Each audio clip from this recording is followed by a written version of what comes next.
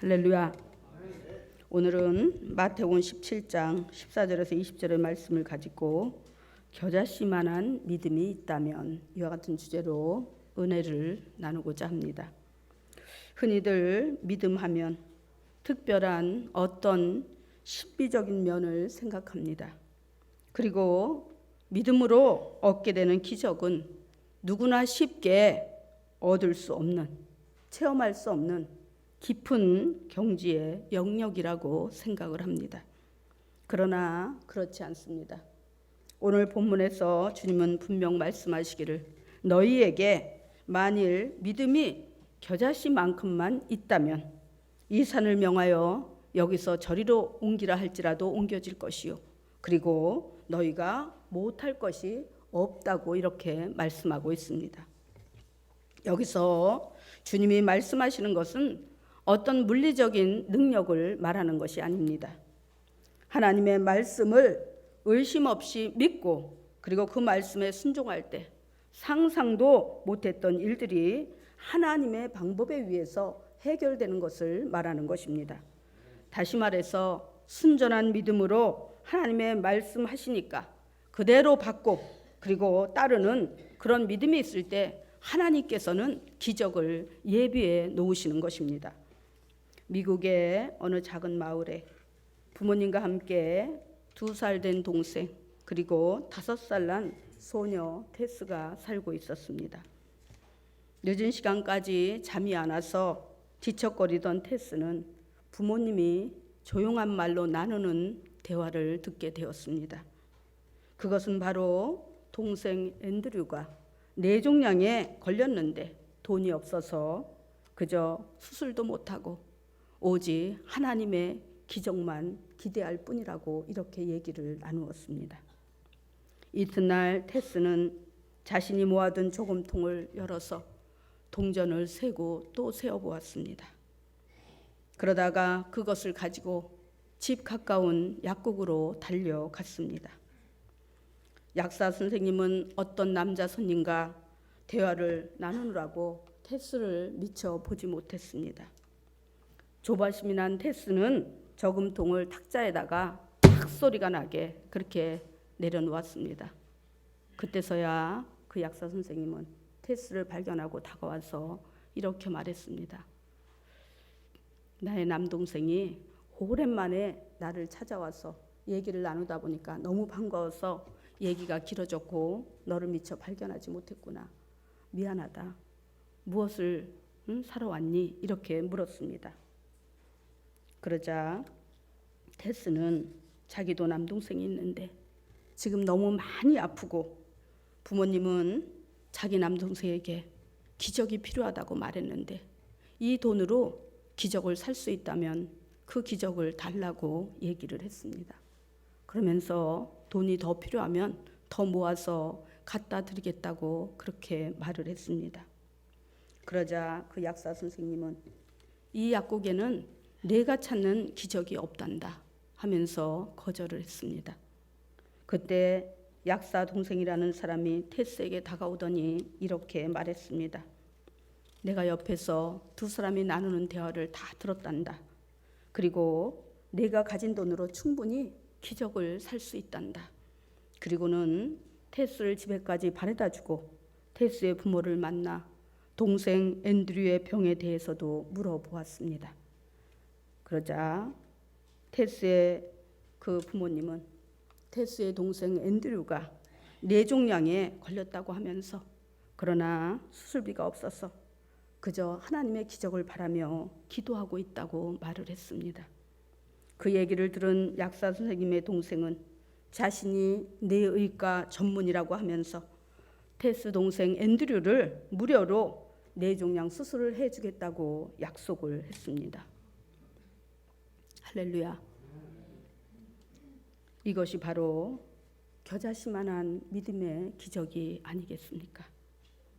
비록 어린아이지만 기적이 필요하다고 하니까 의심 없이 믿고 저금통을 들고 그리고 그 기적을 사러 약국으로 달려갔을 때 하나님께서는 이미 기적을 예비하고 계셨던 것입니다. 할렐루야. 만약에 어린 소녀인 테스가 부모님이 나누는 대화를 들으면서 나는 못해. 부모님도 못하는 것을 내가 어떻게 해. 나는 너무 어려서 그 일을 할 수가 없어. 이러면서 그냥 지레 겁을 먹고 포기했다면 이런 기적이 일어날 수 있었을까요? 그 뇌의과 전문의를 만날 수 있었을까요? 우연이라고 생각하지 마시기 바랍니다. 에스더서에도 보면은 바사 아하수에로 왕 때 수상궁에서 즉위한 아하수에로 왕이 위에 있은 지 3년에 이제 자신이 치리하는 나라가 심히 강대해지자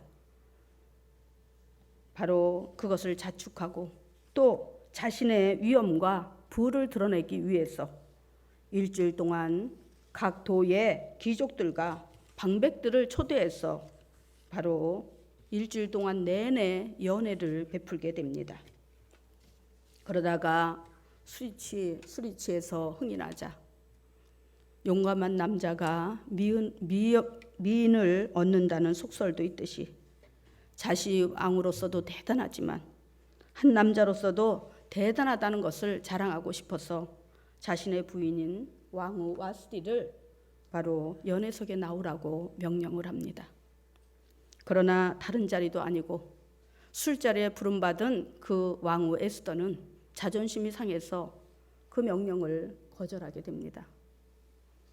이에 심히 분노가 일어난 바로 아하수에로 왕은 그 왕후를 즉시 폐위하고 이제 다시 새 왕후를 간택하게 됩니다. 그런데 그때 새 왕후로다가 간택이 된 사람은 누구냐 하면은 바로 유대인으로서 베냐민 지파 에스더라는 처녀였습니다. 그런데 그는 부모가 없고 모르드게라는 사촌 오빠가 부모 대신해서 그를 딸처럼 보살피고 있었습니다.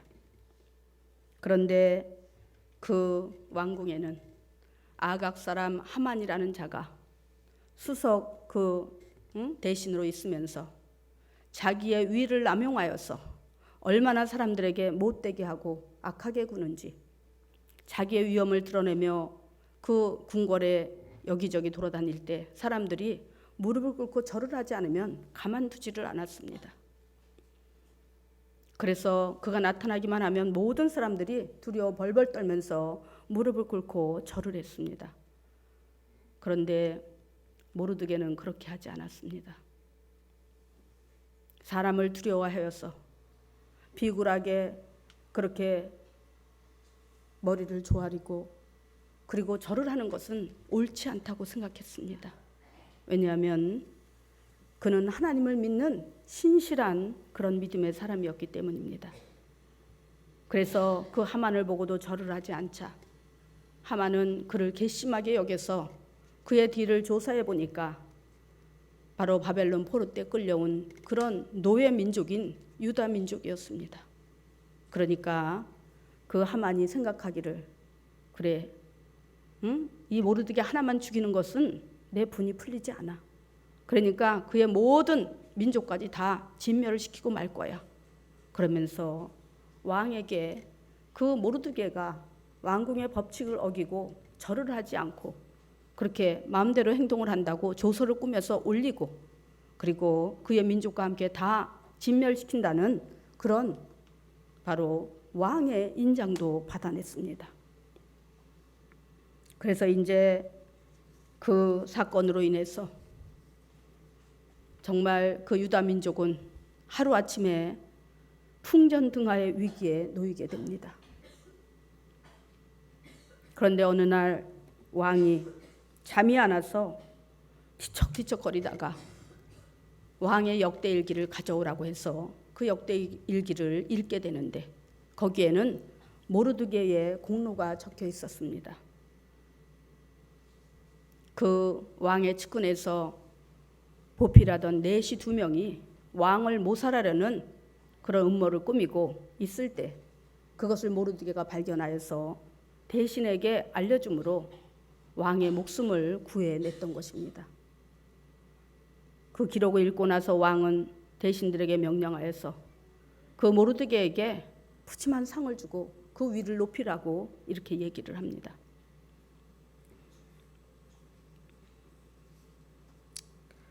그런데 이제 그 날이 언제냐면은 12월 13일입니다. 그날을 얼마 앞두고 이제 모르드게가 그 에스더에게 와서 얘기를 합니다. 저 악한 하만으로 인해서 나와 우리 모든 민족이 다 진멸을 당하게 생겼다. 그러니까 네가 왕에게 나아가 아래서 이 위기를 모면하게 해달라고 얘기를 합니다. 그러자 에스더는 대답하기를 나는 아직까지 왕 앞에 나간 지가 한 달도 넘었다고. 왕의 명령이 있기 전에는 내가 나갔다가는 그 앞에서 죽임을 당한다고 이렇게 말을 합니다.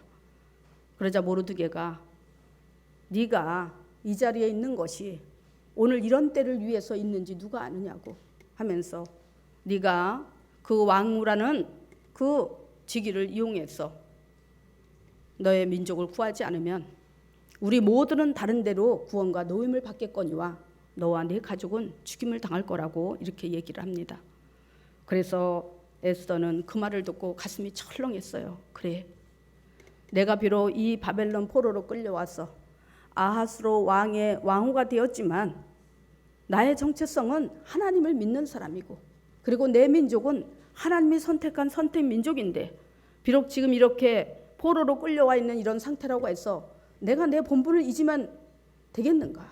내가 내 정체성을 버리면 되겠는가 생각을 하고 3일 동안 자기 시녀들과 온전히 3일을 금식을 하게 됩니다. 죽으면 죽으리라는 각오와 결단을 가지고 금식을 합니다.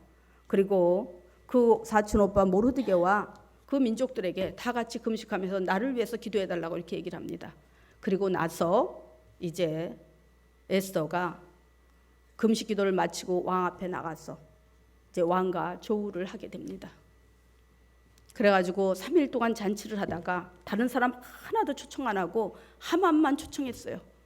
그리고 3일째 되는 날 자기가 왜 이런 잔치를 벌였는지를 말을 하고 하만이 얼마나 악한 음모를 꾸몄는지를 얘기합니다. 그래서 그 자리에서 하만이 보직에 씌워져서 끌려나가고 이러고 이제 내일이 바로 12월 13일인데 그때는 그 모르드게 모든 민족들이 진멸을 하기로 된 그 날이었습니다.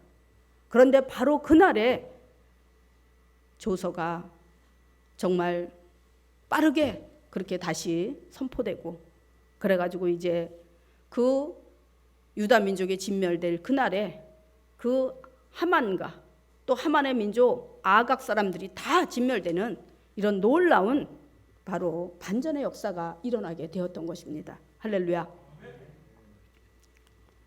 우리는 이런 일을 두고 그렇게 생각할 수 있습니다.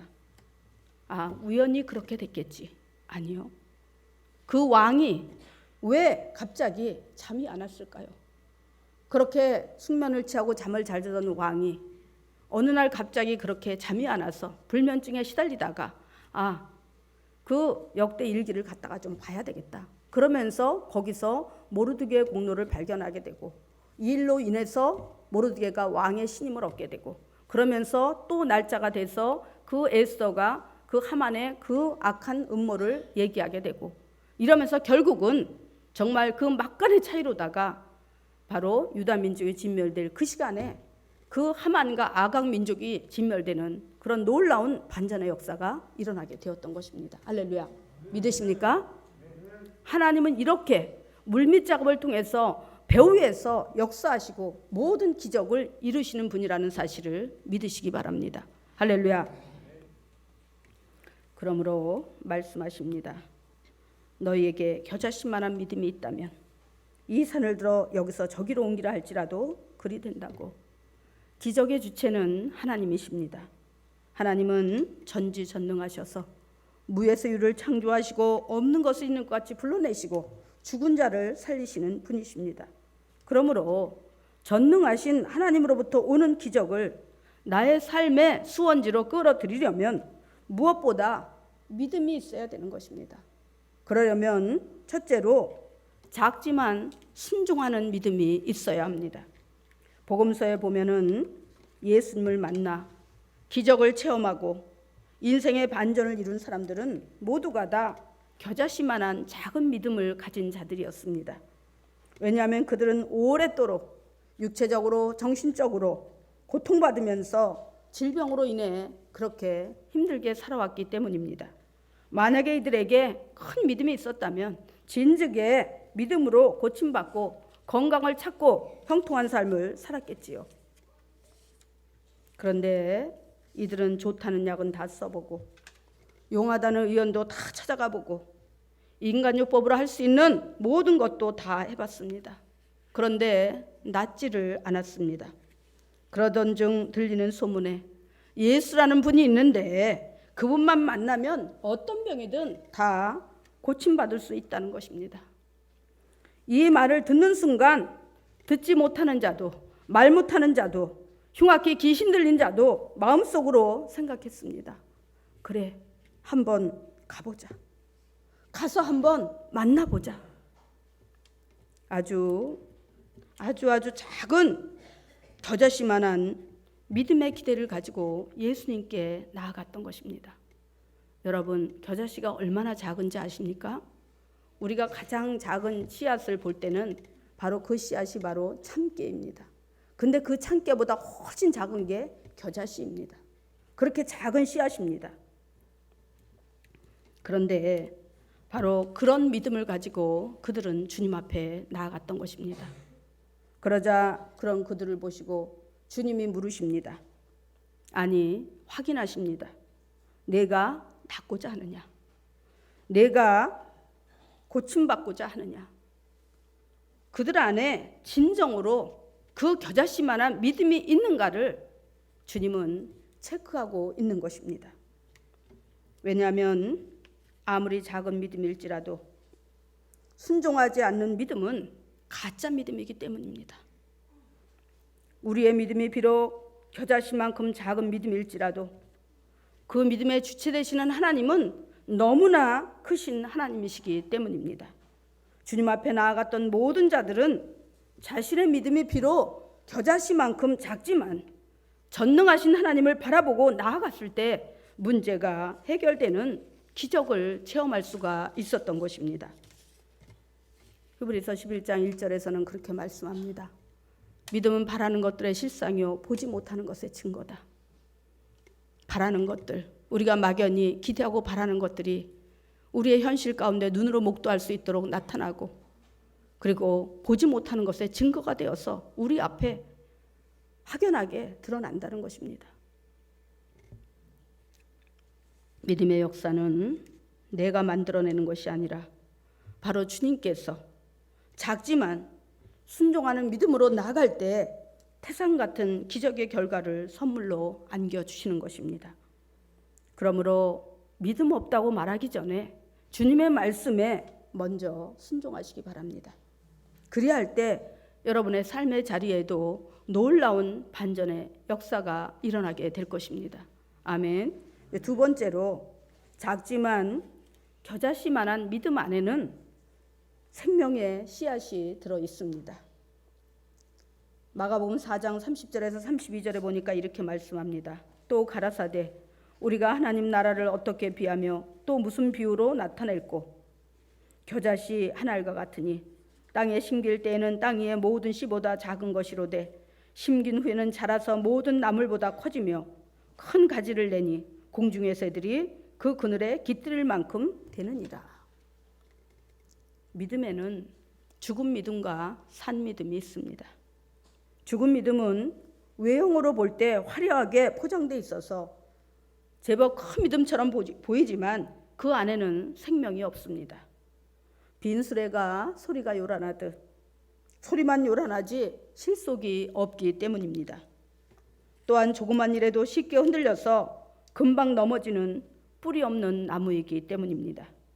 그러나 산 믿음은 그 믿음의 크기가 하도 작아서 보일까 말까 합니다. 모든 씨앗 중에 가장 작은 씨앗이 겨자씨인데 아까도 말씀드렸지만 참깨보다도 더 작습니다. 그래서 작은 믿음을 바로 이 겨자씨에게 비유하는데 작지만 겨자씨는 말 그대로 씨앗입니다. 아무리 작은 씨앗이라 해도 그 속에는 생명이 들어 있습니다. 그 씨앗이 땅에 심겨져서 싹을 틔우고 그리고 자라기만 한다면 30배, 60배로 성장해서 큰 가지를 들이우고 그 가지를 그늘 삼아 새들이 깃들인다는 것입니다. 할렐루야. 믿으십니까?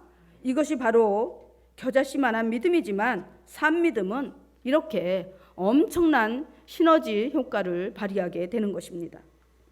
테스라는 어린 소녀가 어른들이 할 일이라고 나는 너무 어려서 못한다고 그냥 듣고만 있었다면 그 어린 동생에게 생명의 기적은 결코 일어나지 않았을 것입니다. 그런데 어린 테스는 계산하지 않고 무작정 저금통을 들고 동네 약국으로 달려갔습니다. 그리고 약사 선생님에게 저금통을 내보이면서 기적을 달라고 했습니다. 예수님께 나온 각종 문제 있는 자들도 마찬가지입니다. 어떤 병에 걸렸든지 어떤 문제가 있든지 간에 계산하고 따지지 않았습니다. 이론적으로 상식적으로 생각하면 병든 자는 의사나 약사를 찾아가야 맞습니다. 돈 없고 가난한 자는 은행이나 부자를 찾아가는 것이 맞습니다. 그 밖에 다른 문제가 있다면 인생 상담소를 찾아가야 되겠지요. 그런데 그들은 주님께로 나갔습니다. 왜 그랬을까요? 오늘 본문에도 보면은 정말 그 간질병으로 오랫동안 고생을 했다고 말씀을 합니다. 여러분, 간질병이 무슨 병인지 아시죠? 무의식 중에 발작을 일으키는 병입니다.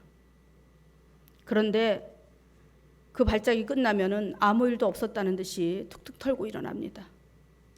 근데 더 위험한 것은 그 발작이 일어날 때 정신줄을 놓기 때문에 위험한 돌이나 이런 데 부딪히게 되면 더 큰 위험을 초래하게 되는 것입니다.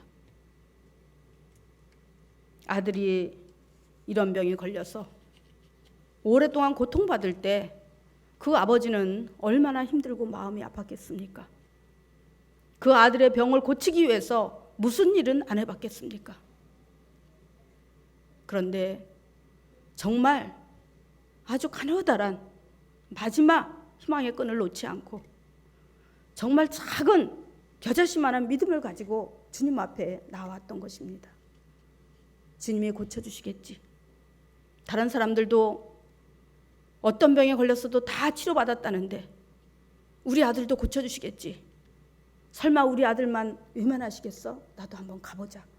아들을 살리는 길이라면, 병을 고치는 길이라면 내가 무엇을 못하겠어? 하면서 주님 앞에 나왔다는 것입니다. 저는 이 시간에 여러분에게 병에 걸리면은 병원에 가지 말고 약국에 가지 말고 무조건 하나님께 나오라는 얘기가 아닙니다. 우리가 병이 들면 병원에 가는 게 맞습니다. 또 아프면 약국에 가서 필요한 약을 구하는 것이 맞는 것입니다.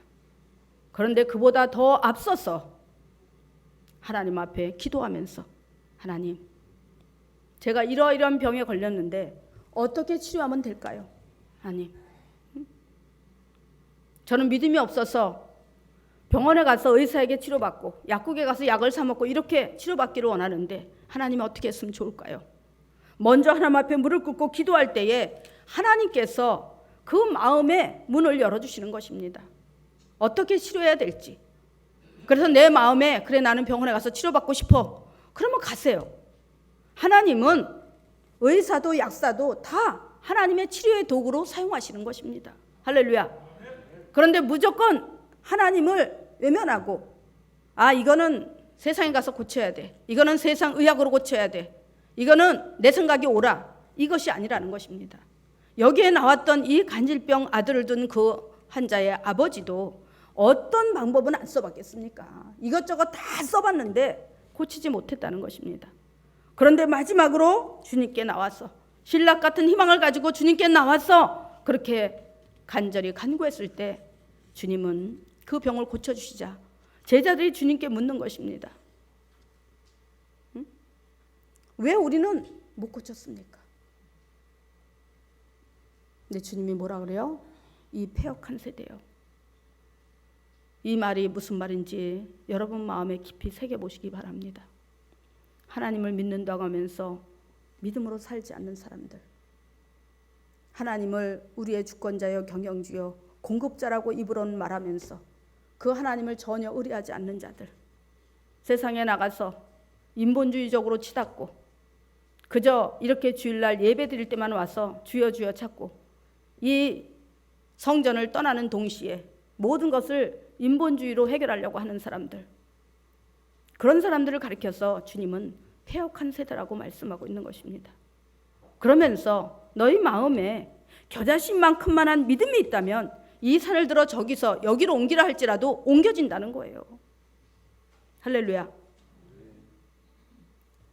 이건 뭘 말씀하는 것인지 아시겠습니까? 바로 주님만이 길이요 진리요 생명이라는 것입니다.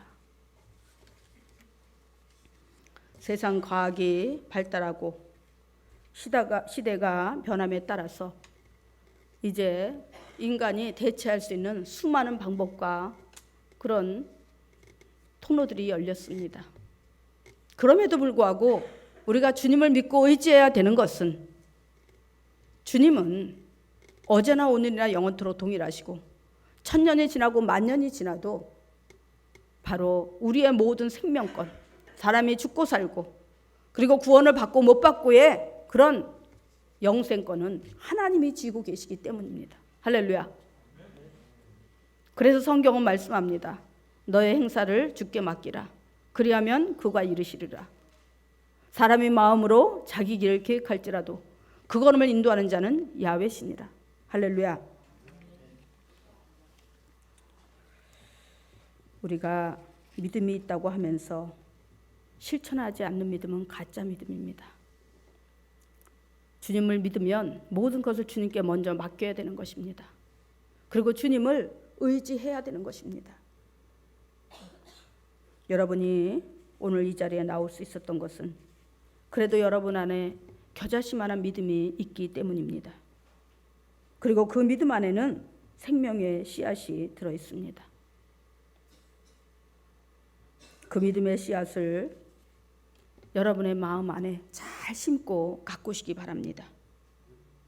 가정의 행복을 위해서, 여러분의 직장과 사업장을 위해서, 교회의 부흥과 성장을 위해서, 세상의 변화와 평화를 위해서 여러분이 행하는 믿음이 될 때 반드시 여러분의 삶의 모든 자리에는 기적이 일어납니다. 믿으십니까? 아멘. 기도하겠습니다.